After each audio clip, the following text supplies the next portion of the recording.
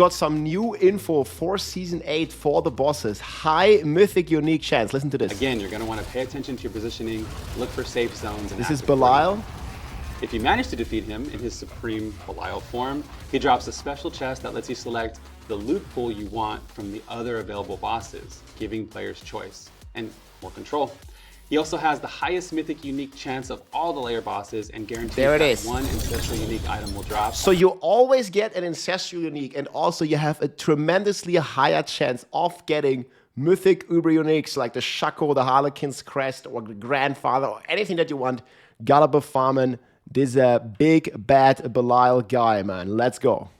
Hey friends, it's that time again for another video. Marcus and I are here to walk you through some of the awesome new changes coming with Season 8, Belial's return.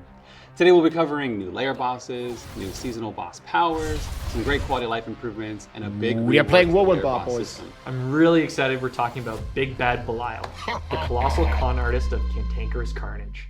I mean, the voice line of Belial in the previous trailer was so sick, dude. Marcus is really excited, but you know what? He's right. Belial's a big liar, and this is his season. So you'll see him showing up in multiple areas of the game, such as that big final showdown you would expect to see from a demon of his magnitude. The strongest version of him is in his supreme form at the exalted Lair boss level. Supreme. And guys, this one has also been buffed like crazy. They made it a lot harder, and you actually have to do the mechanics now. And we have other versions of him just showing up, causing mayhem. Like, for example, here, you see these eyes, and you can only stand in the empty eyes here. Like, for example, like here, you will instantly melt. But then we have other versions of him just showing up, causing mayhem. They can be found in the new seasonal activity, and potentially even after you defeat a Lair boss. He's basically going to be stalking us all season, so that's fun. Yeah. With the addition of Belial, the team reworked the Lair boss system. Everything is much more streamlined now. For starters, Lair bosses are now free to summon. So the keys that were used to summon them are now used to open chests that spawn after you defeat them in battle. Also, the keys to open these new bosses' loot chests have been consolidated into one type per boss. For example, to open Varsh. You need way less keys, and they're going to drop way more loot comparison to the PTR. I think especially Belial is going to have their chance to get Ancestral, and also, I believe, Mythic Uniques, that's the way I understood it, at least doubled. Sean's loot chest, you just need Malignant Hearts. This changes boss rotations a bit, as each player in the group will now need their own materials to open the chest. Do you see the timer is gone? You see this? They want to start a timer. Look at the top right. They add a timer on the PTR. This changes boss rotations a bit, as each player in the group will now need. And then here, 14 seconds. Their own material. Boom! It's gone instantly when you open the chest. So this is completely removed, man. Big W as well. No more timer. To open the chest and claim the reward. This should help. And also, you cannot fail the boss, basically. Like, if you open the boss, previously you had to pay the key and to summon the boss. Now you just have the boss there, and if you can't beat it, well, nothing is lost. You can just go out again, but you don't lose your key. So that's another massive improvement. Eliminate those leechers, those players who lack sufficient boss materials. Freaking leecher. Who would leech? But hey, you can still trade boss keys with friends, and you do get a bonus chance for loot from the cache when playing with others. Here's a quick chart of the new boss tiers. That's actually big. So you want to play in a group, guys. Higher chance for Mythic Uniques, higher chance for all the Ancestrals and stuff. You still want to play in a group, but it's much more efficient for a solo player, because even in a group, everybody has to bring their own materials. Also, it's important to note that boss materials now stack to 99. Yay, stash space. Stygian stones drop from the Initiate Lair boss tier, which can be converted into keys for Duriel and Dariel, or if you wish, Harbinger of Hatred. Man, the skins look so cool. Look at this guy. Holy smokes. We'll show off in a bit. Just head over to the Alchemist and choose the desired key you'd like to craft.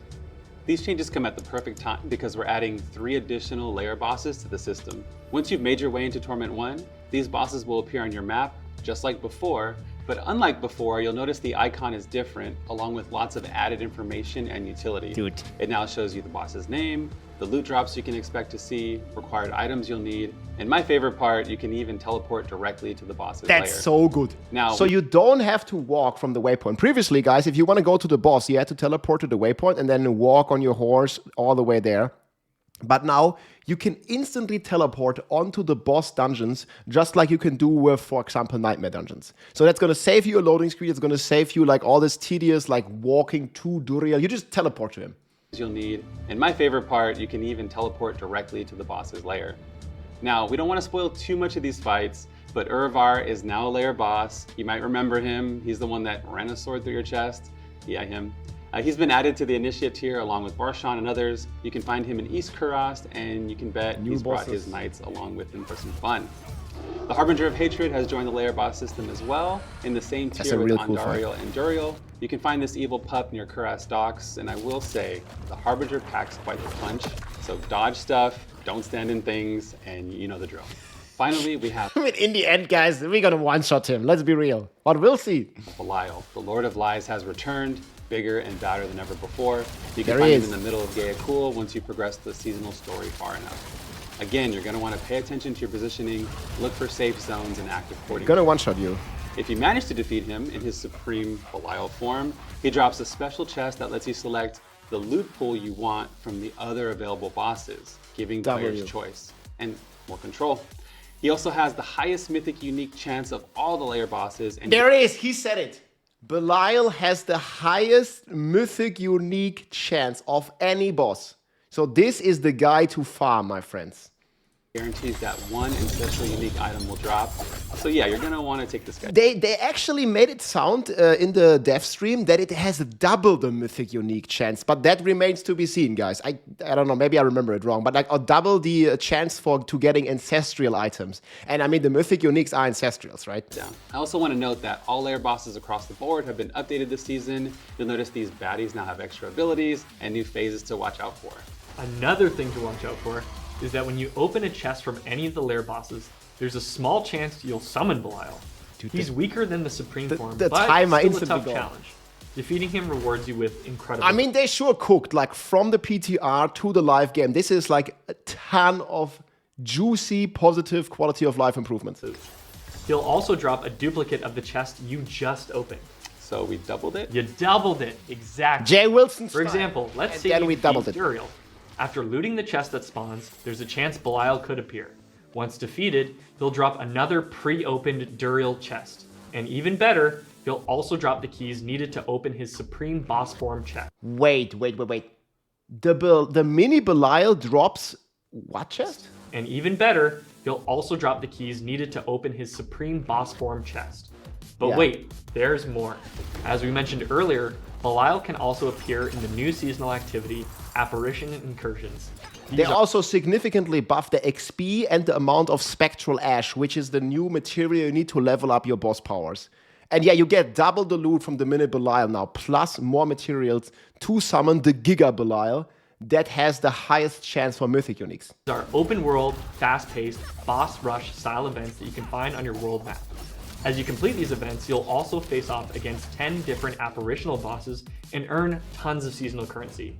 The seasonal currency, Spectral Ash, can be used to level up your boss powers. You can collect these boss powers from all over the world, starting with the 10 that drop from the apparitional bosses we just mentioned. You can also snag powers from world bosses like Ashava or the Wandering Depth. Some of the stronger powers are earned from defeating those really challenging bosses, like Andariel or Belial. It's fun to go around Sanctuary and collect all the different powers for your character. Gotta catch and kill them all. Here's how it works. After you acquire a power by defeating a boss, you automatically gain that power. However, you need to equip it. So just open up your inventory. Dude, what the hell are those transmogs? Man, they're looking fine, dude. Where's the guts transmog? Go to the boss power tab you see here on the left, find the power you want to equip and drop it in. There's no cost to equip or unequip any power. The system's all about giving players the freedom to have fun and experiment. Each boss power can be used as a main power or a modifier power. The top slot is for your main power and the other 3 are for modifiers. For example, the Wandering Depth's main power releases an incredibly damaging chest beam. You can't miss it when you use the channeling spell. But if you were to place it in the modifier slot, well, now it executes enemies. What I love about these powers is and many people forget, guys, we have this different kind of goblins in the game as well. Yes, you see here. Like, many forgot this. They did this last season, and this is a permanent addition. You can find material goblins, you can find mythic goblins, you can find like gem goblins, you can find like all sorts of goblins all across the game here. You see, this is like different color goblin. Basically similar to how it was in D3. Well, now it executes enemies. So that stays what I love in the game. about these powers is how fun they are to play with and how they can synergize with your builds. They can provide things like cooldown reduction, movement speed, evade skill cooldown, and more. The boss powers also complement each other. There are modifier skills that boost your boss power damage or add useful utilities like reducing your ultimate skill cooldown. Let's take a look at a few of these boss powers, starting with Lord Zir.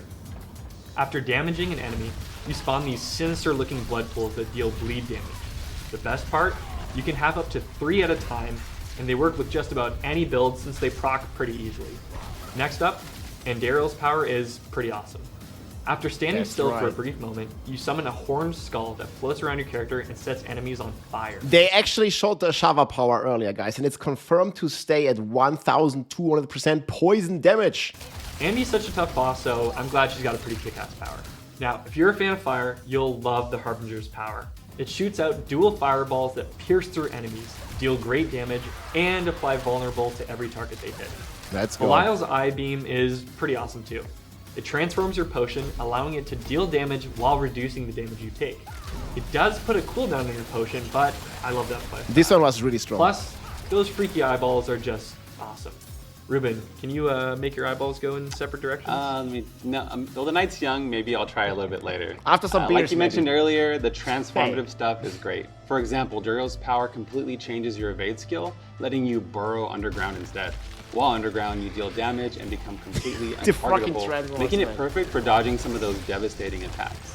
That's it Oh, for wait, today. look, this looks like some new mechanics. So they said they reworked a lot of the bosses, adding new mechanics and stuff. Untargetable, making it perfect for dodging some of those Look at this. devastating attacks. That's it for today. Season 8 Belial's Return launches on April 29th. For more details, Marcus and the community team will have the blog up when this video goes live, so be sure Yo, to check that's it just out in a for few all the days, changes. boys. Thanks for watching. We'll be reading all of your comments here and on social media. We'll see you in Sanctuary. This is also one of the new bosses here.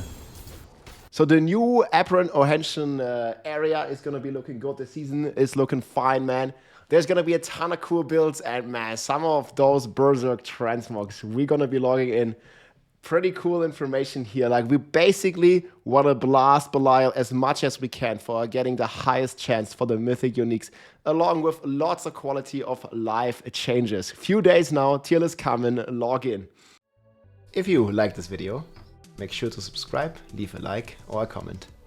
I'm also live on Twitch almost every day, so come and say hi.